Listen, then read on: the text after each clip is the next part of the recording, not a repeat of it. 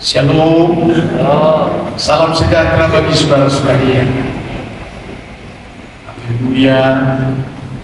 Saya menyampaikan firman Allah. Topik yang hangat hari ini adalah Allah Abraham menampakkan diri yang telah turun ke bumi untuk menyelamatkan manusia. Sehingga saya harus ulangi, saudara-saudara, Allah Abraham itu adalah Allah kita, Allah yang menyelamatkan mulai dari bangsa Israel, dan dari bangsa inilah dijanjikannya tentang Yesus Kristus adalah pemimpin besar, juru selamat dunia sampai kepada bangsa-bangsa seluruhnya yang ada di dalam dunia ini. Dan tentang itulah firman Tuhan berkata untuk disampaikan kepada saudara sekalian pada Kejadian 17 ayat 1 sampai dengan ayat yang keempat berkata begini: ketika Abraham berumur 99 tahun, maka Tuhan menampakkan diri kepada Abraham dan berfirman kepadanya, "Akulah Allah yang Maha Kuasa, hiduplah di hadapanku dengan tidak bercela. Aku akan mengadakan perjanjian antara aku dan engkau, dan aku akan membuat engkau sangat banyak." Lalu sujudlah Abraham, dan Allah berfirman kepadanya, "Dari pihakku, inilah perjanjianku dengan engkau. Engkau akan menjadi bapa sejumlah besar bangsa." Demikianlah firman Allah. Mari kita sambut, kita berikan tepuk tangan bagi saudara yang diajar hari ini. Tentulah kehendaknya Tuhan agar saudara mendengar dan merenungkannya untuk siap melakukannya menjadi hamba sesuai dengan perjanjian firman Allah yang menyebut antara Israel mulai dari Abraham, tentu Ishak dan Yakub, dan Yakub itulah bangsa yang disebut Israel karena Yakub disebut adalah Israel. Dan bukan sampai di situ saja, Allah terus melangsungkan percakapannya.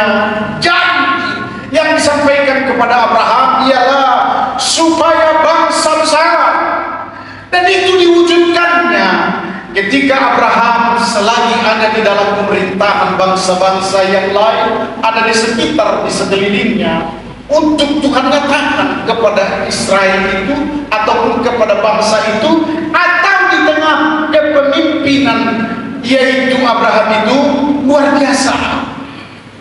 Luar biasa. Allah dinyatakan adalah dia pusat pemerintahan segala sesuatu yang ada di dalam dunia.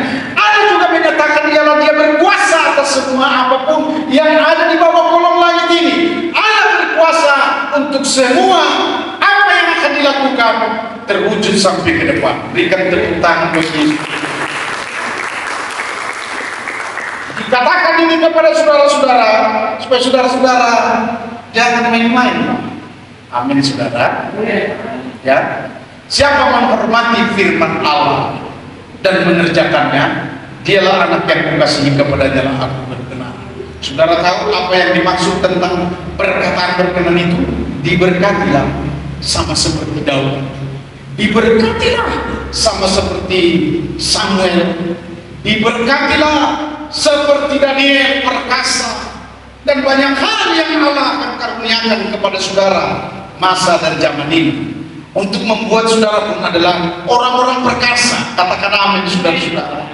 Dan 4 hal saya segera untuk menyampaikan kepada saudara-saudara tentang firman Allah. Allah yang Maha Kuasa adalah memberi kuasa kepadamu supaya engkau pun menjadi hamba Allah. Namanya ialah mengiring sinaga hamba Allah. Berikan tepuk tangan bagi bukan dia saja, pemimpin hamba Allah. Berikan tepuk tangan. Bukan dia saja, Yedisto Simamora hamba Allah. Berikan tepuk tangan bagi. Olehnya saudara-saudara, jangan minggir-minggir dulu. Tunjukkan wajah dan sikapmu untuk mengatakan serius adalah haleluya. Haleluya. Yang pertama, datang untuk menyelamatkan manusia. Amin, saudara. Maksudnya supaya saudara tahu.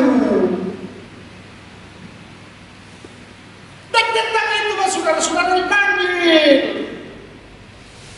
Bukan menyelamatkan orang yang melayang-layang.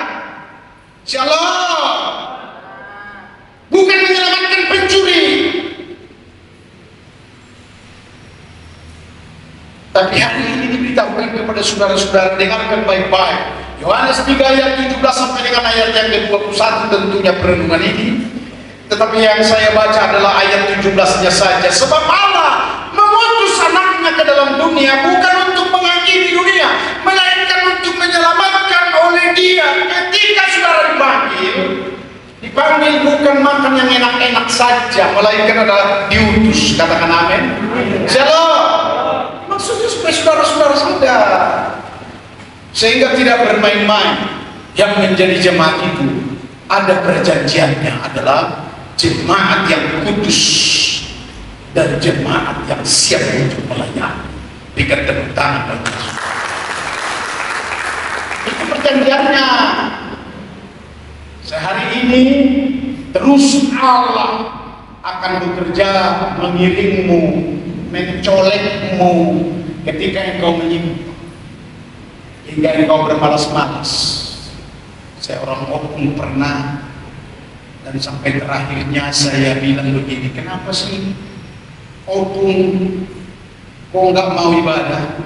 Apa sih kesibukannya? Dia cepat sekali untuk berkata, nggak ada, hanya karena malas. Jangan ada yang cepat. Shalom. Kok segitunya sih? Coba bayangkan sebaliknya, saudara-saudara. Kalau Allah melihat engkau malas, atau maksud saya Allah malas melihat engkau, maka engkau akan tertidur untuk selama-lamanya.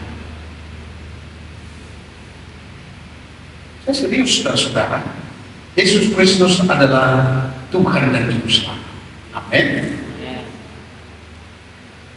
Dan inilah yang dinyatakan oleh Yesus Kristus.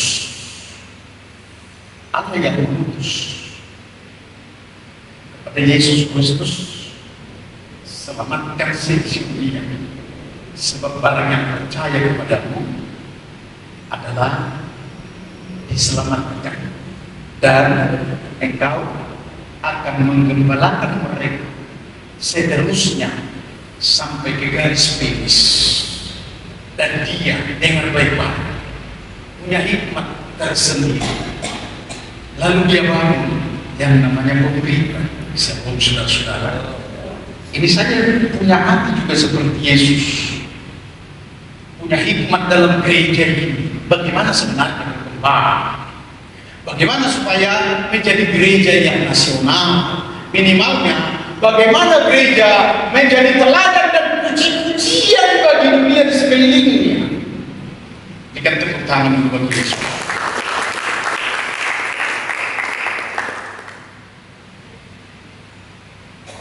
Maka hari ini sampaikan kepada saudara-saudara,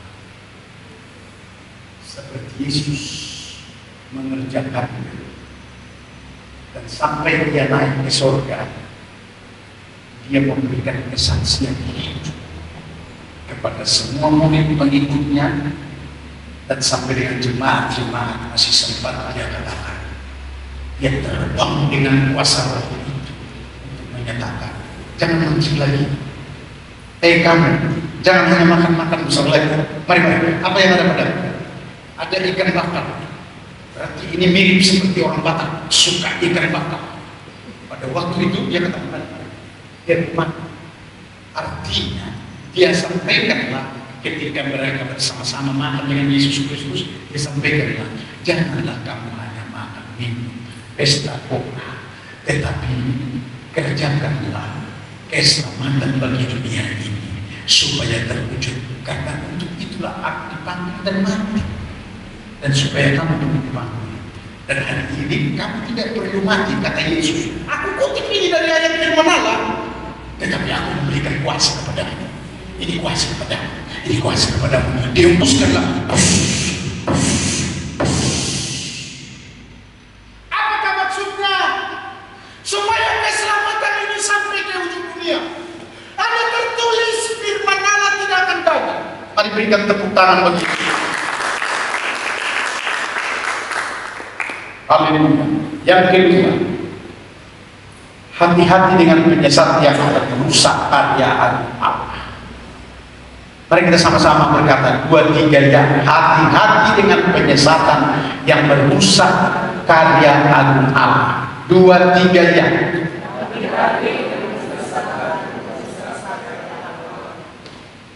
Shalom. Ada penyesatan kecil-kecil. Dia bilang begini, karena kerja yang kita makan-makan dah, bukan karena berdoa. Ini penyesatan kecil-kecil. Ada lagi yang sama seperti itu, saudara-saudara. Allah tidak usah beribadah lah. Dari beriuknya datang ubi kayu dan yang lain.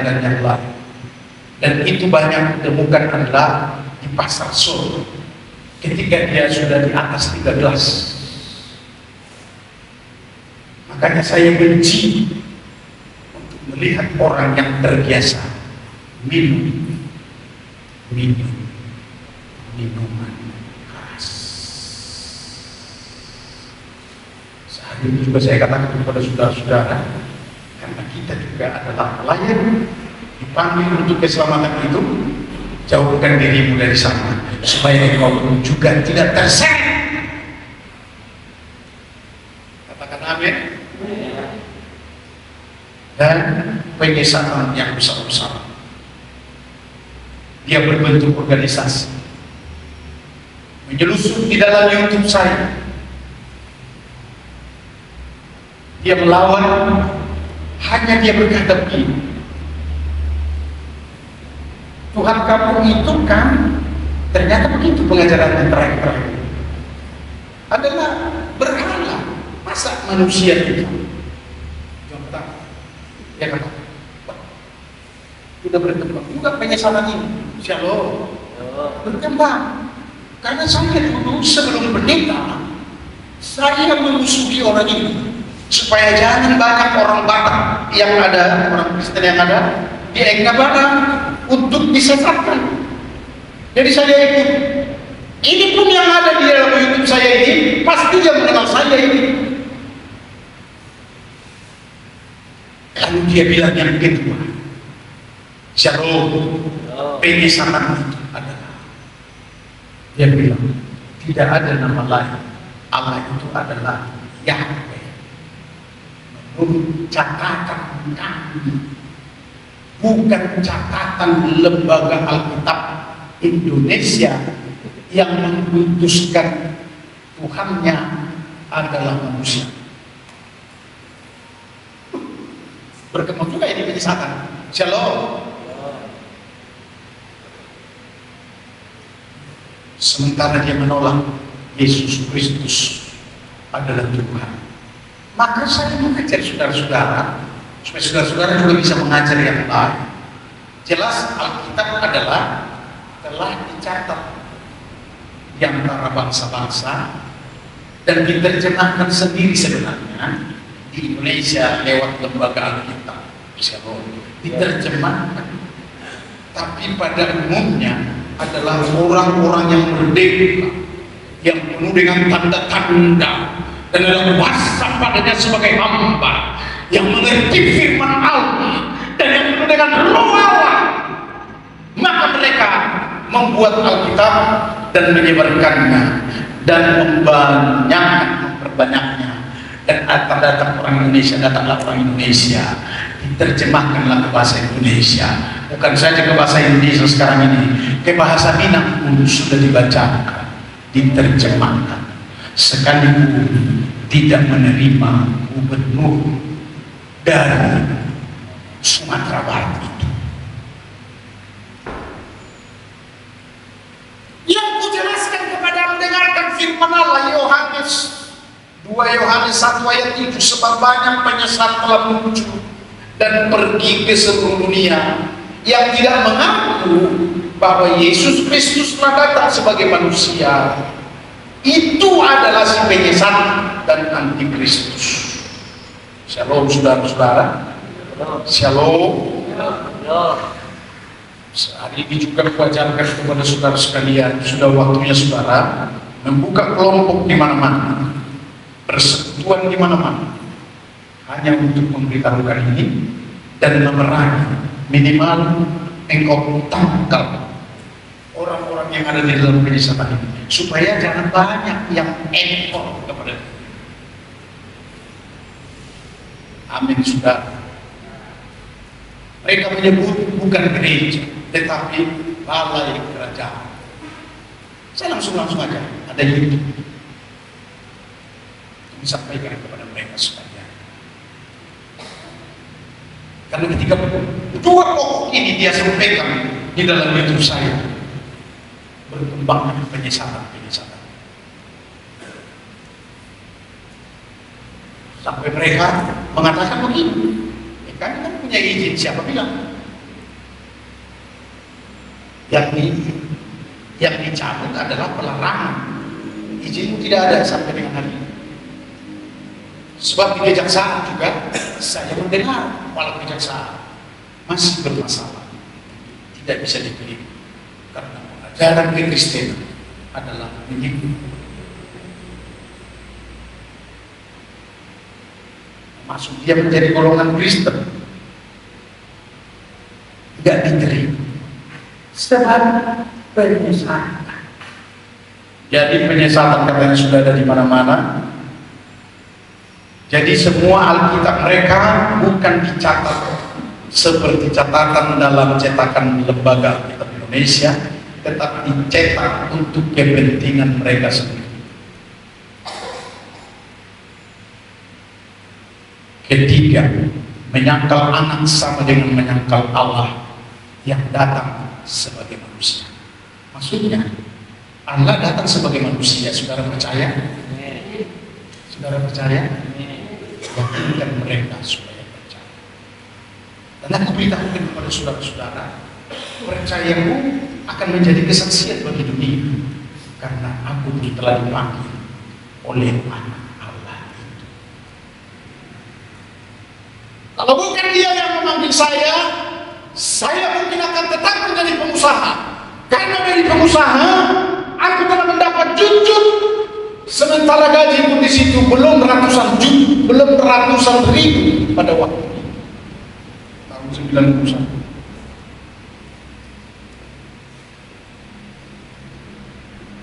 Tapi ketika dia memanggil, sama seperti Rasul Paulus dipanggil dalam catatan Alkitab, supaya perenungan ini dapat kita terima. Katakan amin. Perenungan ini juga adalah hampir saja sebenarnya, dan sudah mulai penyesatan kecil-kecilan, tetapi di dalam angka yang besar. Paulus sudah menjobos semua orang-orang yang mengikut jalannya Yesus Kristus Tuhan, yang minta dari majelis agama. Surat itu dia bawa untuk dipertanggungjawabkan kepada mahkamah dan lain sebagainya. Lalu di tengah jalan ini yang menjadi kesaksian, dibanting lagi. Saudara tahu banting tulang? Dia lebih banting si Kartono dan si Kartono. Letak dia, tidak dapat melihat. Kurasa pasti matanya itu dipastaki oleh malaikat. Kenapa dia tidak bisa melihat? Dan dia bertanya untuk dijelaskan kepada saudara-saudara dengan ini. Karena banyak orang sekedar membaca aja, renungkan ini. Siapa rupanya kau? Akulah Tuhan yang engkau aniaya. Siapa engkau? Yesus. Mari kita berikan tepuk tangan. Atau mungkin saya baca. Begini firman Tuhan, Kisah Para Rasul 9 ayat 2 sampai dengan ayat yang kelima. Dan meminta surat kuasa daripadanya untuk dibawa kepada majelis-majelis Yahudi di Damaskus, supaya ia menemukan laki-laki dan perempuan untuk dijungkir balikkan yang mengikuti jalan Tuhan. Ia menangkap mereka dan membawa mereka ke Yerusalem. Dalam perjalanan ke Damsyik, ketika ia sudah dekat kota itu, tiba-tiba cahaya memancar dari langit mengelilingi dia. Mancar cahaya dari langit mengelilingi ini si Penesan yang datang dari kota orang-orang yang bersifat di dalam hukum Taurat dan yang tidak mengakui Yesus Kristus adalah Tuhan. Ia berkata dan kedengaranlah olehnya suatu suara yang berkata, Saulus, Saulus, mengapakah engkau menganiaya aku? Jawab Saulus, siapakah engkau? Tuhan. Katanya lagi, akulah Yesus yang engkau aniaya. Yang mau beritahukan begini, saudara-saudara, Allah yang hidup, Allah yang berjanji dalam Yesus Kristus sedang menyelamatkan tugasnya, menyelesaikan tugasnya untuk keselamatan, supaya setiap manusia yang dipanggil dalam mengikuti Yesus Kristus mengerjakan. Tetapi kawan yang satu ini, si Saulus ini, menghambat. Dengar ini baik-baik, saudara-saudara. Ada kalanya juga kita renungkan begini. Pernahkah aku menghambat?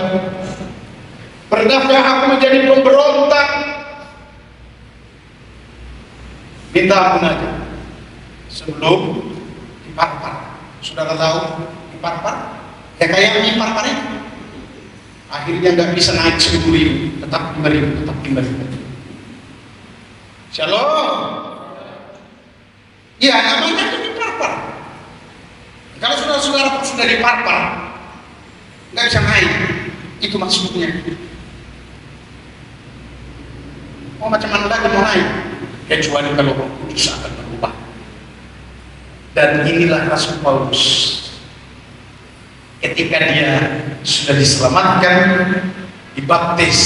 Dengar ini, kalau saudara-saudara, dibaptis loh, dibaptis. Gak bisa dia untuk mengatakan, aku kan sudah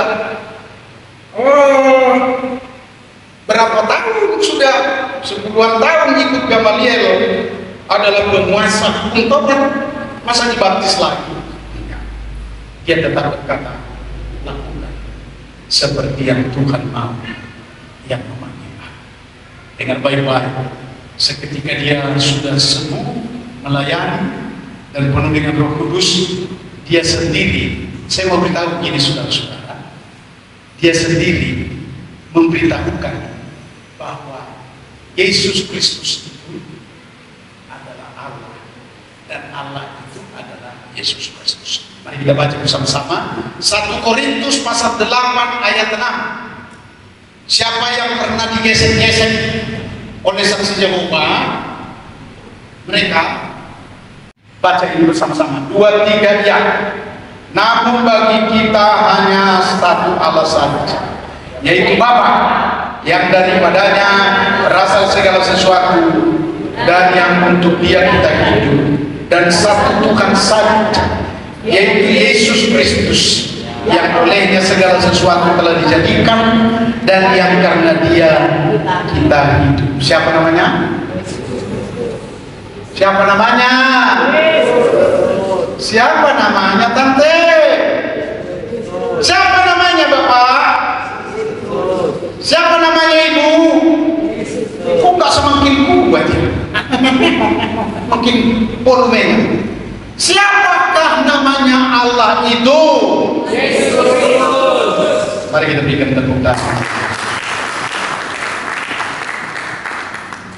Demikianlah saya sampaikan kepada saudara, supaya saudara menyampaikan kepadanya.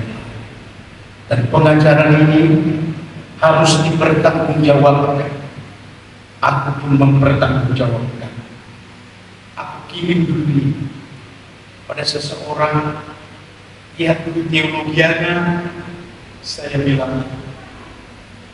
Lalu saya bilang begini, kira-kira ini bisa disampaikan secara umum, tidak menyinggung dalam forum perkumpulan umat beragama?